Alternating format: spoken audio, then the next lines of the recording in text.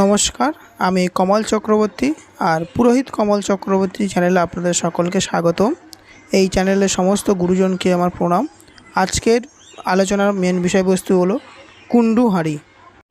আমাদেরই একজন বন্ধু একটা রিকোয়েস্ট রেখেছিল, দাদা কুন্ডু হাঁড়ি বিষয়ে একটু আলোচনা করুন।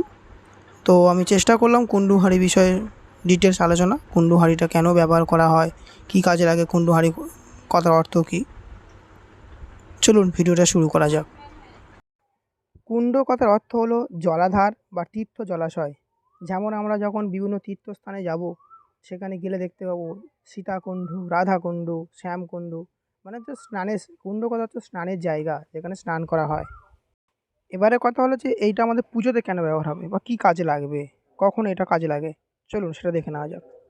যখন কোনো আমরা দেবতা বা দেবীর মূর্তি মন্দিরে প্রতিষ্ঠা করানো হয়, তখন সেই মূর্তিকে মহাস্নান করানো হয়।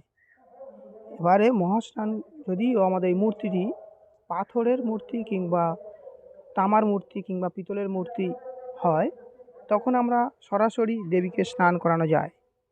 কিন্তু যখন ওই মূর্তিটা আমরা মৃত্তিকা দ্বারা নির্মিত করা হয়, তখন দেবীকে তো সরাসরি স্নান করানো যায় না। তখন আমাদের দর্পণ প্রতিবিম্বে স্নান করাতে হয়। দর্পণ ঘট বসানোর নিয়ম হলো, দর্পণ ঘরটি দেবী ঘটের বাম দিকে বসাতে হবে এবং দর্পণ ঘটের একটা সিঁদুর দ্বারা একটা পুত্তলিকা এঁকে গলাতে অক্ষ সুতো বাঁধতে হবে, অর্ঘ্য বাঁধতে হবে। বাঁধার পরে একটা কঞ্চি দিয়ে তেকাটা করতে হবে, করে তারপর বসিয়ে তারপরে দর্পণটা বসাতে হবে। দর্পণটা বসিয়ে দেবীর মূল মন্ত্র দর্পণে লিখতে হবে। দেবীর মূল মন্ত্র লেখার পরে একটা বেলপাতা দিয়ে চাপা দিয়ে তারপরে একটা গামছা দ্বারা আচ্ছাদন করে দিতে হবে। এই হচ্ছে দর্পণ ঘট বসানোর নিয়ম। আজকের ভিডিওটি এই পর্যন্তই ছিল।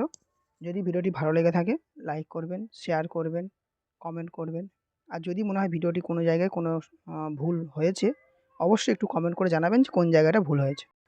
চ্যানেলটিকে অবশ্যই করে সাবস্ক্রাইব করবেন এবং পাশে থাকবেন।